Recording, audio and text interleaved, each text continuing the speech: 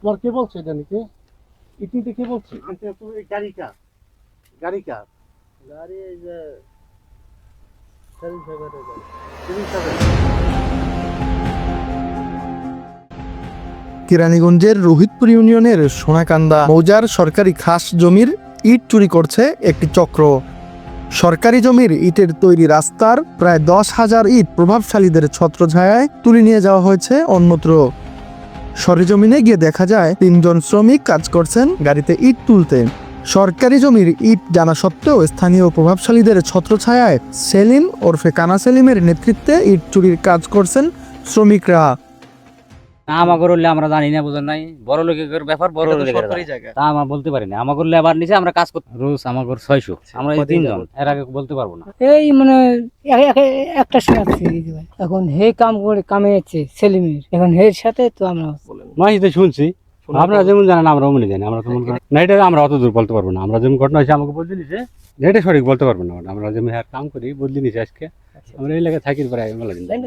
আমরা 2 গাড়ি নিয়ে, এক গাড়ি বরিশাল, এক গাড়ি রাখছে লাকিশ্বর একটা রাস্তা হইতেছে, ইটের রাস্তা ভিতরে গিয়া এটা কি শুনছি খাস বলে না, খাস চুরি করে লে যেতেছে ঠিক, আমি সেটা বলতে পারি না। মাঝে মাঝে আর কি আসি দেখি, আগে ইট বিছে না ছিল। প্রকাশ্যে ইট চুরি বন্ধ করতে এর আগেও উপজেলা প্রশাসনের পক্ষ থেকে নোটিশ দেওয়া হয়েছিল সেলিমকে, তবে নির্দেশনার তোয়াক্কা না করেই চালিয়ে যাচ্ছেন ইট সরিয়ে ফেলার কাজ। ঘটনাস্থলে গিয়ে পাওয়া যায়নি সেলিমকে, মুঠোফোনে যোগাযোগ করলে বন্ধ পাওয়া যায় তার ব্যবহৃত নম্বরটিও। সাংবাদিকদের উপস্থিতির খবর পেয়ে প্রকাশ্যে এই ইট চুরি থামাতে কেরানীগঞ্জ উপজেলা প্রশাসন থেকে তড়িঘড়ি করে প্রতিনিধি দল আসেন ঘটনাস্থলে। শ্রমিকরা পালিয়ে গেলেও ইট নিয়ে যাওয়ার কাজে ব্যবহৃত একটি ট্রাক্টর ও এর চালককে আটক করেন প্রতিনিধি দল। এ ঘটনায় আইনানুগ ব্যবস্থা প্রক্রিয়াধীন আছে বলে জানান কেরানীগঞ্জ উপজেলা নির্বাহী কর্মকর্তা ওমর ফারুক। রোহিতপুর ইউনিয়নের সোনাকান্দা মৌজায় আপনার 40 একর জমি সরকারি রয়েছে।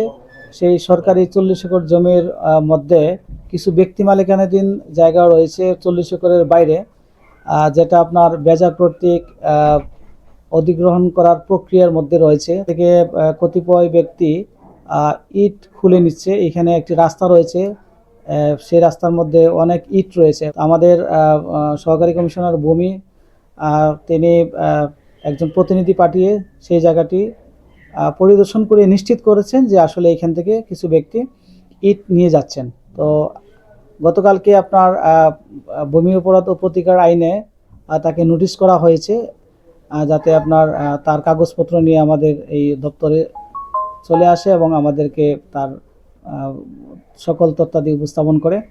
কিন্তু দেখা গেল আজকে আবারও দেখা গেল যে তারা ইট এখান থেকে নিয়ে যাচ্ছিল। তৎপ্রেক্ষিতে সহকারী কমিশনার ভূমি সে তার প্রতিনিধির মাধ্যমে একটি ট্রাক আটক করায়। সেই ট্রাকে আপনার কিছু ইট রয়েছে, তো সেই ট্রাকটি আমরা আটক করেছি। আমরা পরবর্তীতে সেই যে আমরা মামলার প্রক্রিয়া, সেই মামলার প্রক্রিয়ায় যাচ্ছি। যদি দেখা যায় যে আসলে এটা সরকারি জমি থেকে এই ইটগুলো সরিয়ে নিচ্ছে বা সরকারি জমি দখল করার পায়তারা করছে, সেক্ষেত্রে অবশ্যই আমরা আইনানুগ ব্যবস্থা নিব।